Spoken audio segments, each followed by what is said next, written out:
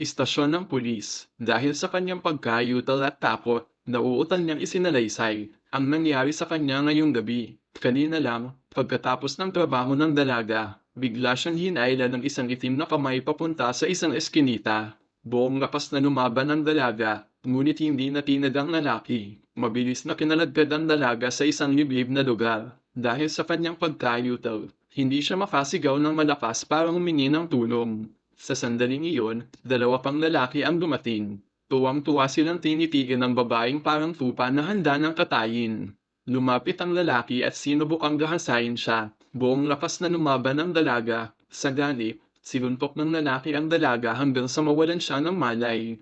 Pagkatapos, hinubad niya ang kanyang maong. Naghaling hina ng tatlong lalaki sa pagnalik sa kanya. Pagkatapos, wensahan dinahasa siya ng lalaki. Wala nang lakas ang dalaga para lumaban. Hayaan na lang niya ang mga ito na gawin ang gusto nila. Ang mas masangon pa, ang tatlong lalaki ay hindi lang bastos, kundi magnanakaw pa. Hinalugog nila ang bag ng dalaga at nakitang walang pera, kaya kinuha nila ang kanyang ID. Ang pangalan ng dalaga ay Jiyun. Dati siyang isang mahusay na estudyante, matalino, malusog, at masipag. Isang hakbang na lang sana at mapapasali na siya sa pambansang koponan ng pagbaril. Ngunit dahil sa isang aksidente sa sasakyan, namatay ang kanyang mga magulang. Nagkaroon din siya ng kapansanan sa pagsasalita, na uutal. Mula noon, tuluyang bumagsak ang buhay ni Jiyon. Dahil sa aksidente noon, huminto si Jiyon sa pag-aaral. Napunta siya sa pabrika at naging isang manggagawa, ngunit may pangarap pa rin siya sa kanyang puso, sa pamamagitan ng kanyang mahusay na gawa sa disenyo ng animation. Nakakuha siya ng pagkilala mula sa isang kumpanya ng animation. Tuwang-tuwa si Jiyon nang malaman ng balitang ito. Masaya at walang pag-aalala siyang naglakad pauwi. Nagkaroon siya ng pag-asa para sa hinaharap, ngunit ang kapalaran ay pabago-bago. Isang aksidente ang biglang dumating. Habang dumadaan siya sa isang eskinita, si Jiyon ay biglang hinailan ng tatlong lalaki sa isang liblib na lugar at dinahasa. Sa gitna ng kawalan ng pag-asa, kadagkad ang pagod na katawan, dumating si Jiyon sa istasyon ng pulis para magulat. Dahil sa kanyang pagkayutal at takot, nauutan niyang isinalaysay ang buong pangyayari. Pagkatapos, mahigpit na kinuyam ni Jiyon ang kanyang kamao. Nanginginig niyang iniabot kay Police Park ang isang buhok. Ito pala ang buhok ng salarin na nahila ni Jiyon habang lumalaban siya kanina. Habang nakikinig si Police Park sa nauutan na salita ni Jiyon, mabilis siyang nagpakita ng pagkairita. Sinabi niya kay Jiyon na mag-iwan muna ng impormasyon at umuwi para maghintay ng balita. At nang makita niya na nakasuot si Jiyon ng masikip na maong, ngumisi siya at sinabi, "Kaya pala ka napadmiskitahan, ganyan ang suot mo. Bukod pa rito, ang hirap habarin ng maong, IMXM, at isa pa, nauutal ka lang, hindi ka pipi. Hindi ka ba makasigaw ng malakas para humingi ng tulong?" Hindi makapaniwala si Jiyon sa narinig niya. Siya ang biktima. Ngunit ngayon ay kinu-question siya ng pulis. Nawalan siya ng huling pag-asa. Umalis siya sa istasyon ng pulis na puno ng kawalan ng pag-asa. Sa daan pa uwi, pakiramdam ni Jiyon ay gumuho ang kanyang mundo. Kasalanan ba niya na ginahasa siya dahil nakasuot siya ng masikip na maong? Hindi ba dapat ang mga salarin ang may kasalanan? Ngunit ang sumunod na nangyari ay lalong nagpalala sa kawalan ng pag-asa ni Jiyon. Nang bumalik siya sa bahay na mapatla ang mukha, hindi niya inakala na ang salarin na nandahasa sa kanya kanina ay nakaupo sa kama at naghihintay sa kanya. Nahanap pala siya ng salarin sa pamamagitan ng address sa kanyang ID. Nakangiti ang salarin. Nagpapahiwatig na hindi pa siya tapos. Kaya, muling itinulak si Jiyon. Ang pagpukumiglas ni Jiyon ay nagresulta sa isang sampal mula sa kalaban. Nawalan siya ng malay. Muling sinaktan ng salarin ang babae. Ngunit sa kabilang dingding, narinig ng kasintahan ng matalik na kaibigan ni Jiyon ang kanyang pag-iyak. Hindi lang siya hindi pumihil. Sa halip, nakinig siya sa gilid ng dingding. Sa kabuluhan, nakita ni Jiyon ang tropong kristal sa mesa. Inabot niya ito at ibinato sa ulo ng salarin. Bumagsak ang salarin sa sahig. Ngunit bago pa makalis si Jiyon, hinawakan siya sa bukong-bukong ng nagising na salarin. Tumayo ang salarin at muling nanakit. Sa takot, pinulot ni Jiyon ang mga basag na piraso ng tropeyo sa sahig at sinaksak ng paulit-ulit. At saktong tumama ito sa lalamunan ng salarin. Nakaniga ang salarin sa sahig, humihingal. Nagmamakaawa kay Jiyon na iligtas siya. Ngunit malamig lang siyang pinitigan ni Jiyon. hanggang sa tuluyan siyang huminto sa paghinga. Si Ji-Yun, na duguan ng buong katawan, ay nagtago sa bathtub at umiyak ng walang tunog. Hindi niya maintindihan kung bakit ganito ang tadhana sa kanya. Paulit-ulit niyang hinuhugasan ang dumi at kahihiyan sa kanyang katawan. Ngunit sa sandaling iyon, tumunog ang doorbell. Binuksan ni Ji-Yun ang pinto at nakita si Pulis Suyon. Bumalik pala si Suyon sa istasyon ng pulis at nakita ang unat ng kaso. Matapos makipagtalo kay Police Park, nagmadali siyang pumunta kay Ji-Yun. Humihingi siya ng tawad kay Ji-Yun para sa kapabayaan ni Police Park. At umaasa siyang makikipagtulungan si Ji-Yun sa pulisya para sa medikal na pagsusuri at pagkonekta ng ebidensya upang mahuli ang salarin. Ngunit huli na ang lahat. Hindi lang niya hinugasan ang mga ebidensya sa kanyang katawan. May bangkay pa sa loob ng bahay. Sa huli, tinanggihan ni Ji-Yun ang tulong ni Suyon. Kinabukasan, habang nagtatrabaho, mabigat pa rin ang loob ni Ji-Yun. Pagkatapos ng trabaho, muli niyang nakita si Pulis Suyon. Upang mawala ang pag-aalinlangan ni Ji-Yun, inimbitahan ni Suyon si Ji-Yun na kumain. Nang makita ang sinseridad ng kalaban, pinanggap pa rin ni Ji-Yun ang imbitasyon dahil gusto niyang malaman kung ano ang itinuturing na pagtatanggol sa sarili. Pagkatapos, sinadya o hindi sinasadya, tinanong ni Ji-Yun si Suyon. Ngunit sinabi sa kanya ni Suyon, sa Korea, upang maituring na lehitimong pagtatanggol sa sarili, dapat matugunan ang 8 pamantayan. Halimbawa, hindi ka maaaring gumamit ng nakamamatay na armas. Hindi ka maaaring maging mas marahas kaysa sa salarin, at iba pa. Naintindihan ni Ji-Yun ang mga salitang ito. Wala na siyang balikan. Nang gabi niyon, pag-uwi, kinuha ni Ji-Yun ang gunting, at pinaghiwa-hiwalay ang bangkay ng salarin. Pagkatapos ay inilagay niya ang mga ito sa mga plastic bag at isinilid sa freezer. Dahil may lihim sa bahay, kahit ang kanyang matalik na kaibigan ay dumating upang makitulog ng isang gabi, sinampal siya ni Ji-Yun at hindi pinapasok. Ano ang tinitingnan mo, Doggo? Ano ang ginagawa mo, Doggo? Ang babaeng ito ay kapatapos ng maghiwa-hiwalay ng bangkay dahil nalaman niya mula sa istasyon ng pulis sa Korea upang maituring na lehitimong pagtatanggol sa sarili. Dapat matugunan ang 8 pamantayan.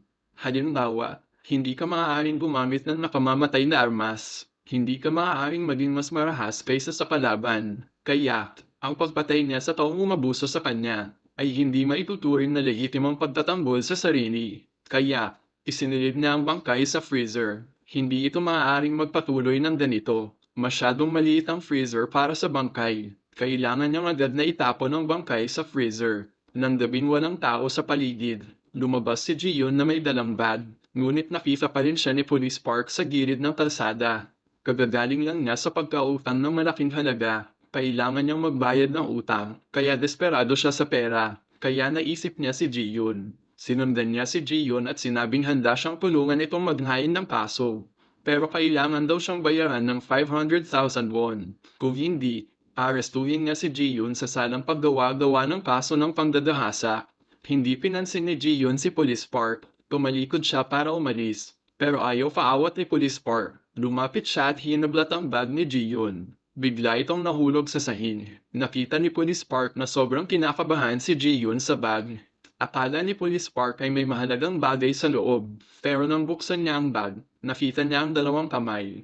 Nang makita ni Ji-Yun na nabuking siya, tumakbo siya sa takot. Hinabol siya ni Police Park. Pero sa huli, napunta siya sa isang eskinita na walang labasan. Pagkatapos ng santukan at sipa,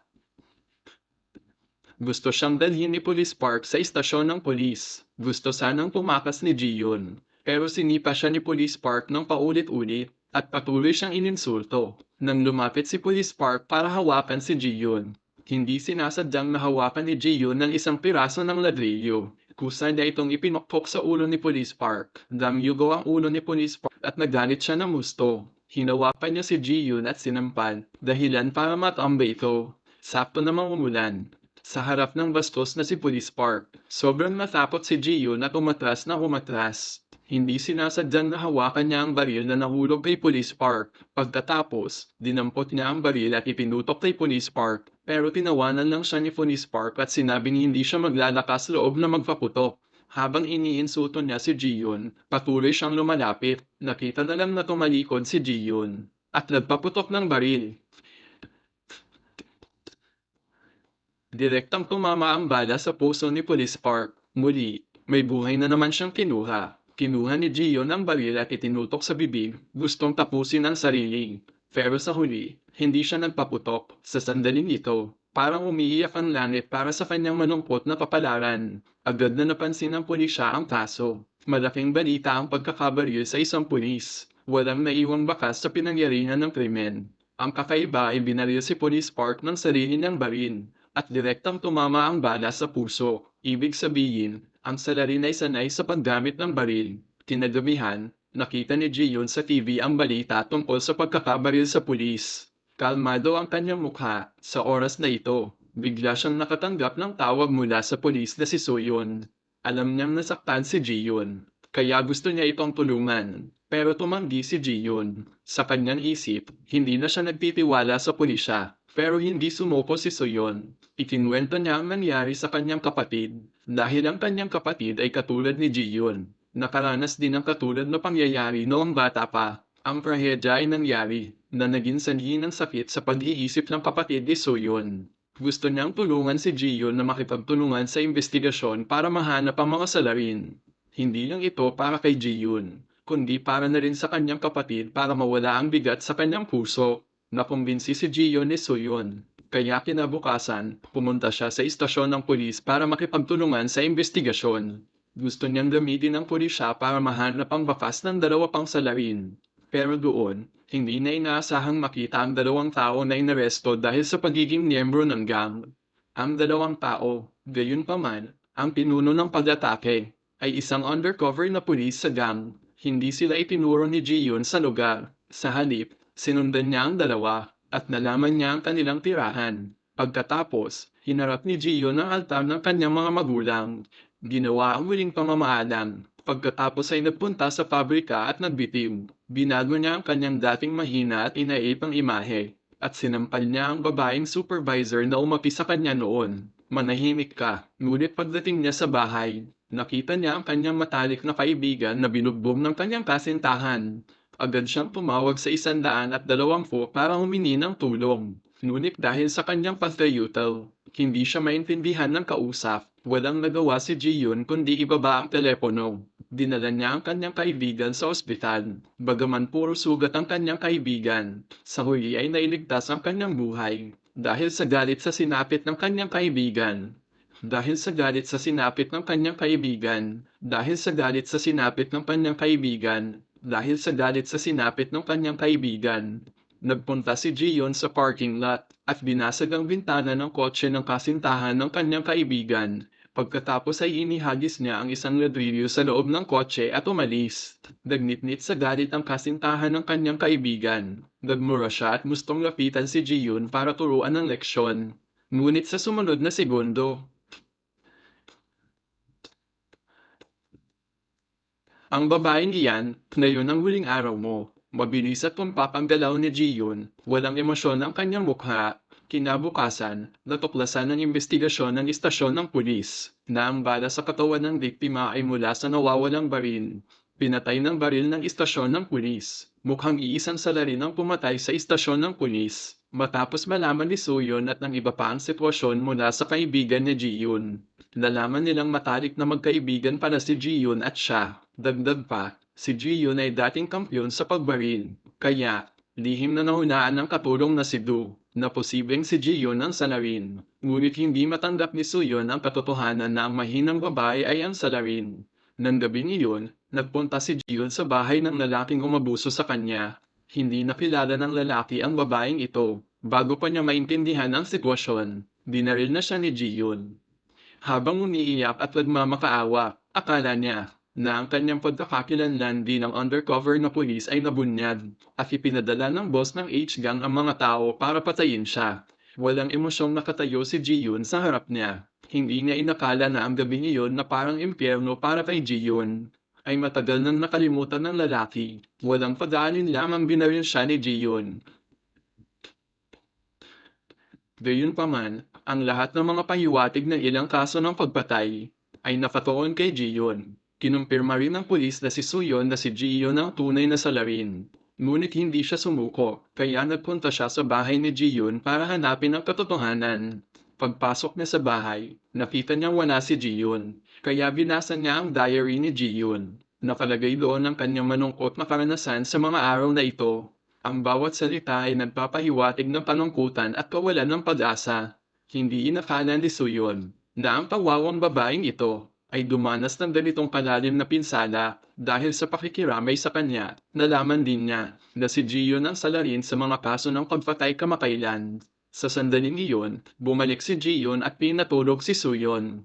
At tinalian siya nang magising siya muli. Pilit niyang kinumbinsi si Jiyun na huwag nang magpatuloy sa maling landas. Tutulungan niya siyang makamit ang hustisya. Ngunit matagal nang nawalan ng pag-asa si Jiyun. Kung mayroon lang siyang kahit kaunting pag-asa, hindi niya gagawin ito. Ngayon, kahit ang batas ay hindi na makakatulong sa kanya. Pagkatapos, ginamit niya ang tape para tapat ng bibig ni Soyeon at umalis. Inimbitahan niya ang factory manager na madalas na nanggugulo sa kanya at sa kanyang kaibigan. Pagkatapos ay naglagay siya ng mapang-akit na punang lipstick at nagpunta sa napagkasunduang hotel. Ngunit pagpasok niya pa lang, nakita niya ang lalaking mahaba ang buhok sa front desk. Siya rin ay isa sa mga salarin na umabuso kay Jiyun noong gabing iyon. Walang gaanong sinabi si Jiyun. Diretso siyang pumasok sa silid na pinagkasunduan nila ng factory manager. Sa oras na ito, ang factory manager ay na-injectan ng pampamanhid. Hindi na siya malinaw mag-isip, malabo ang kanyang mga mata, may nisi ng pagnanasa sa kanyang mukha, walang emosyon na isinara ni Jiyun ng pinto. Pagkatapos, pinasa niya ang baril at itinutok sa masamang taong ito. Isang putok ang tumama sa kanang kamay ng factory manager. Sa sobrang sakit, gumulong ang factory manager sa sahig at sumigaw. Nang marinig ng lalaking mahaba ang buhok ang sigaw sa labas ng pinto, nagmamadali siyang lumapit upang tingnan. Lumingon si Jiyun at binaril ang kanyang hita. Sumigaw din ang lalaking mahaba ang buhok. Hindi niya nakilala na si Jiyun ang babaeng inabuso nila noong gabing iyon. Bakit ba? Nagmamadaling nagmakaawa ang lalaking mahaba ang buhok. Walang sinabi si Jiyun. Nang makita ang determinadong tingin ni Jiyun, pilit na gumapang palabas ang lalaking mahaba ang buhok. Muling binaril ni Jiyun. Naputol din ang isa pa niyang binti. Sa sandaling iyon, dumating si Suyon at maraming pulis. Kung hindi matutulungan ng batas ang sarili niya. Kung gayon, siya mismo ang maglilinis ng ilang masasamang tao sa lipunan. Kalmado si Jiyun habang tinitingnan si Suyon at ang iba pa. Sa mga taong naroroon, marahil si Suyon lang ang nakakaintindi sa paghihirap na dinanas ni Jiyun. Upang makuha ang tiwala ni Jiyun, pinababa niya ang baril ng lahat. Pagtatapos, dahan-dahan siyang lumapit kay Jiyun. Ngunit sa oras na ito, ang puso ni Jiyun ay parang abo na. Marahil, noong gabi inabuso siya, namatay na siya. Kaya itinaas ni Jiyun ang baril at ipinutok sa kanyang sarili. Nang makita ito, nagmamadaling lumapit si Suyon upang pigilan siya. Jiyun, kailangan mong mabuhay. Kailangan mong mabuhay upang sabihin sa buong mundo kung gaano ka kalungkot at kahihiyan.